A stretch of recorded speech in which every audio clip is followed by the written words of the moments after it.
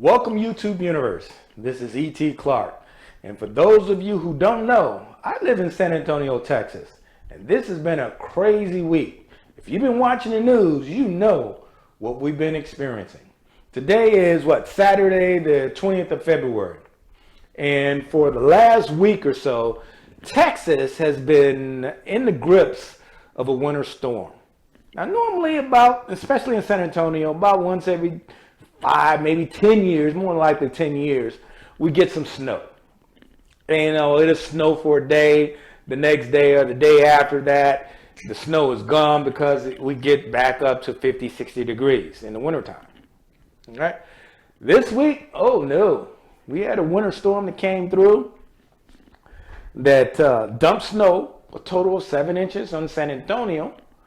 And along with that snow came bitter cold weather. And that cold weather stayed with us. And as a result of the cold weather staying, along with the snow, that caused power outage. Our grid, not through all of Texas, but for most of Texas, went out. There was a lot of people without electricity for days.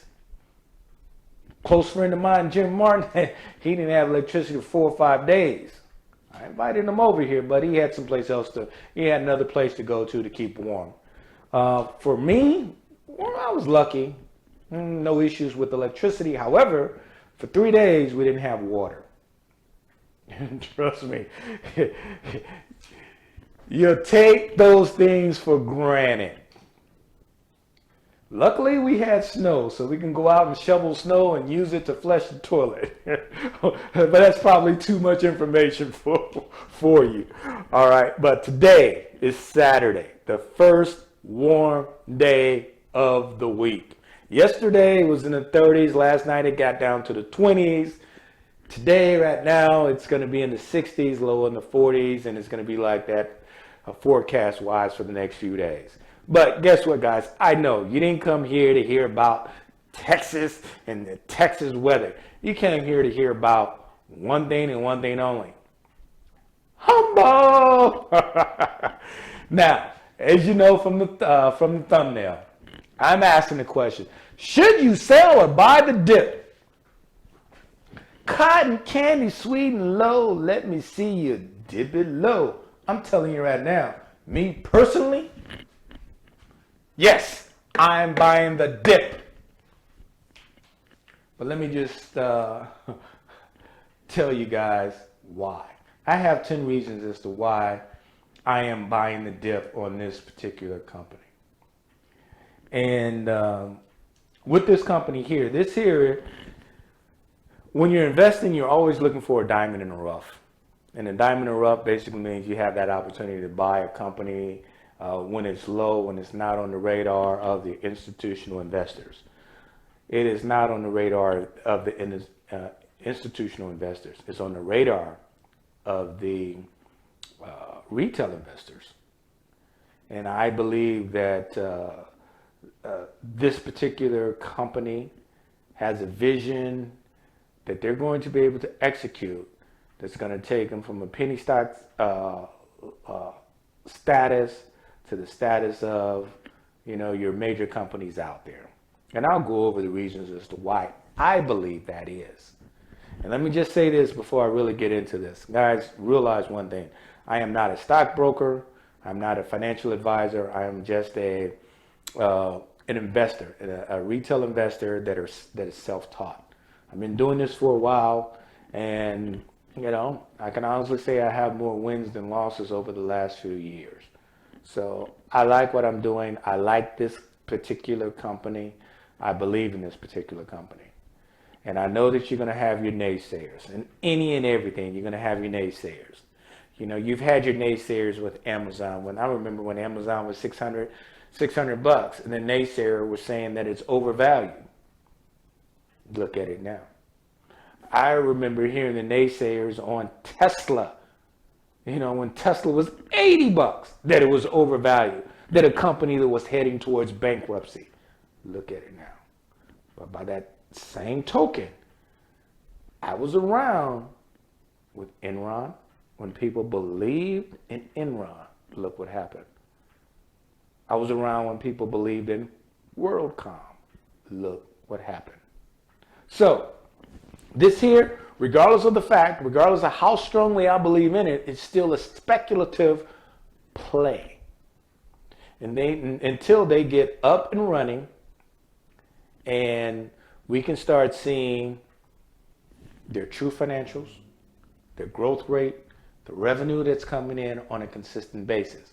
But I believe that this company is going to be in the category, not as high maybe, as a Amazon, as a Tesla. So let me go over my top 10 reasons why I'm buying. Last week, I bought some more. This coming week, Monday, or one day this week, this new coming week, I'm going to buy at least 1,000 shares more. These are the reasons why. It's a penny stock that's en route to the NASDAQ. All right, the president and CEO of this company, Brian Foote, has every intentions on being listed on the NASDAQ. And one of the things that I really like about this particular CEO is the fact that he wants to be listed on the NASDAQ. I think that his company vision profile, as well as where this company is going, they're going to easily be there. But also, he's given us the opportunity to accompany him through this ride to go into the NASDAQ. Now, this is a penny stock that's worth that has a market cap of over $5 billion. So that means they got a lot of float out there. And some people look at it one or two ways. I look at it as a positive. A lot of people will look at that as a negative. There's a lot of potential with a float that high en route to the NASDAQ. You're looking at reverse splits. Brian Foote said he's not looking at a reverse split. He's looking at growing this company organically. I like that. That leads me to reason number 2. I have confidence in this CEO. He was the CEO of Block 30. He's a CEO that could have went the traditional IPO route. He didn't. He's going a reverse merger route, almost like a SPAC, okay, where he's giving you, the retail investor, me, the retail investor, the opportunity to help build, be a part, be owners of, and help build this company. I like that. With that, I got a lot of confidence in him. I'm a very skeptical person. I'm looking for bad news all the time, because bad news is going to tell me about circumstances and whether or not I need to reevaluate things. I haven't been able to find any bad news. I believe in the vision of this I believe in the vision of this company. The vision of this company is really to be all inclusive when it comes to the financial technology world. Number 5, they want to be the first to market when it comes to the super fintechs app. Leads me back to number 4. In other words, their vision. A super fintechs app.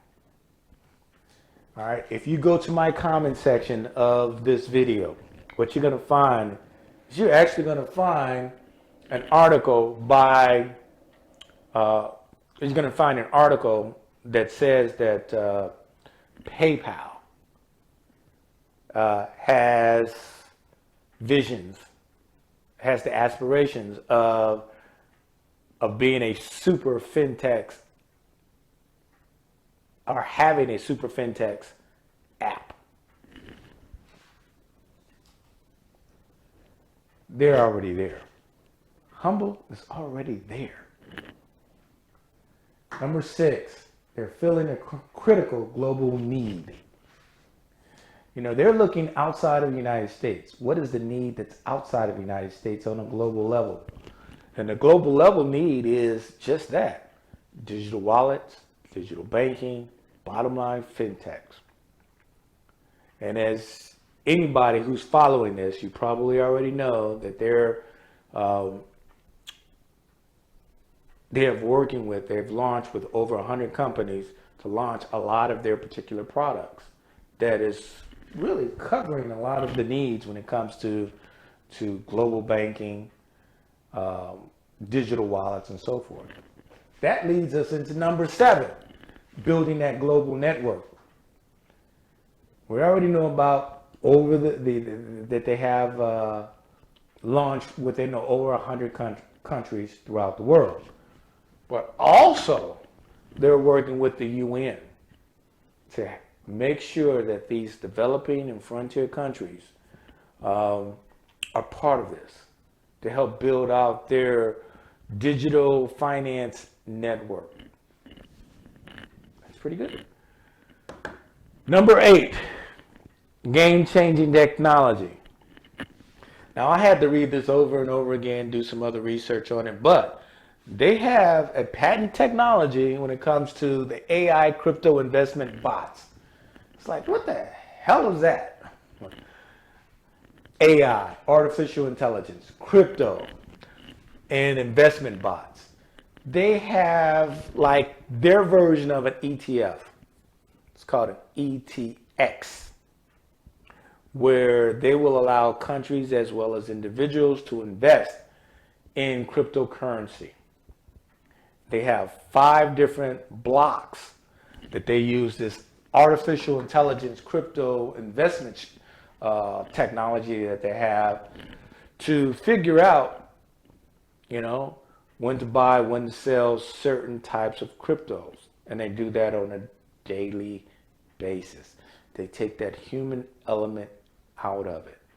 That there is a game changer. Think about it.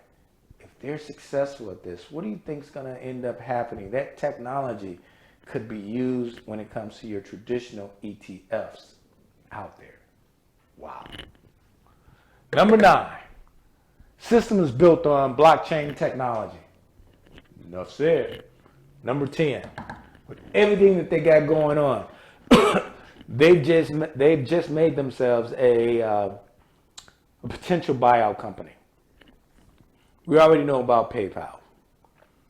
Things that are going on with PayPal. PayPal wanted to be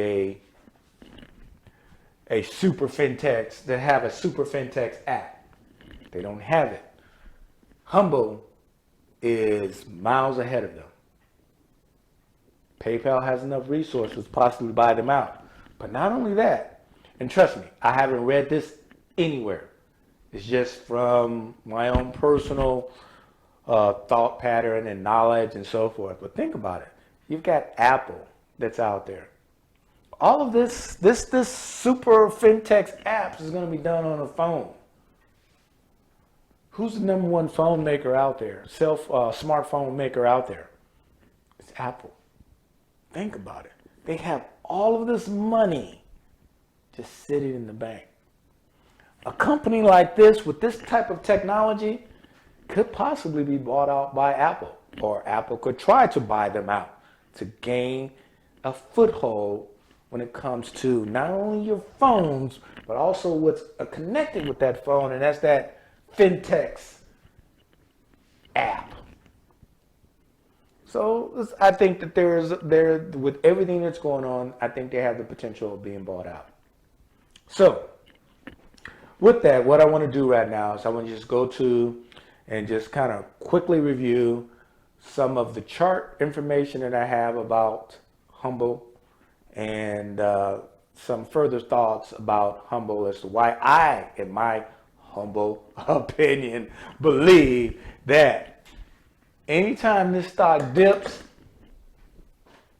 dip, baby, dip. You, as Jim Cramer would say, buy, buy, buy, buy. All right, let's take a look. Hey guys, this is going to be a quick look at my holdings in HUMBL and also a 3-month chart. All right, you guys already know the answer to this question. Should you sell or buy the dip? Most definitely, yes, buy the dip. In my humble opinion, we need to buy the dip anytime this company goes down.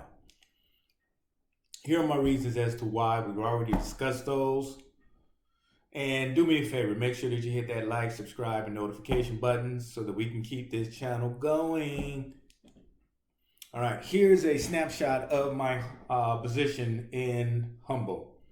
As you can see, I first entered into my positions on the 11th of January, 2,000 shares at 17 cents. Boy, I wish I could go back in time. I would have really stocked up on it.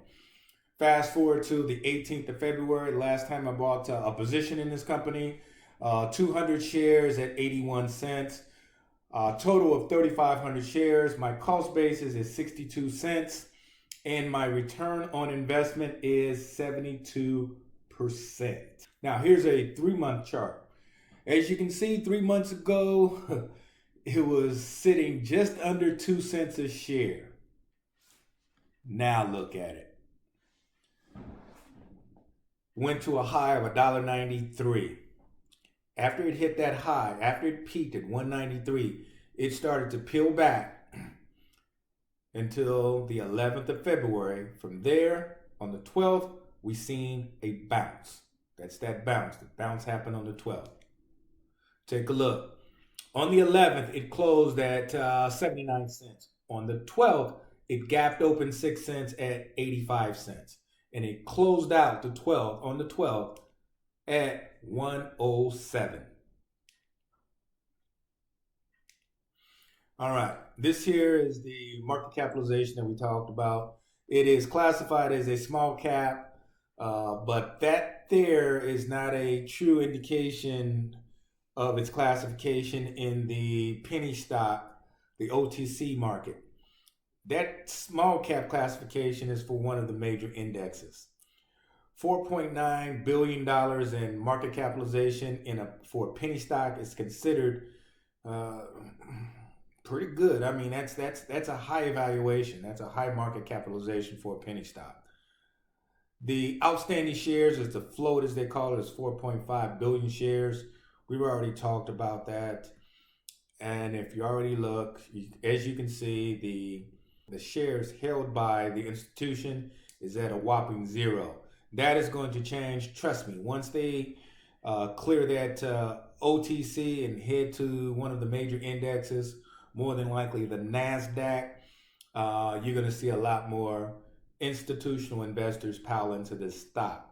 Also, once it gets out of that penny stock range, penny stocks are $5 and below. So once it goes above $5, you'll probably see a lot more institutional investors come in even prior to them jumping over to one of the major indexes there. So, in the short, yes, this is a company I am proud to be a part owner in. I'm going to continue to build my shares in this company, and that's just from what I see. That's just my opinion. All right, need you guys to do me one favor. Always remember that knowledge is not power. It's the application of knowledge that's power. All right? See you guys in our next video. Take care.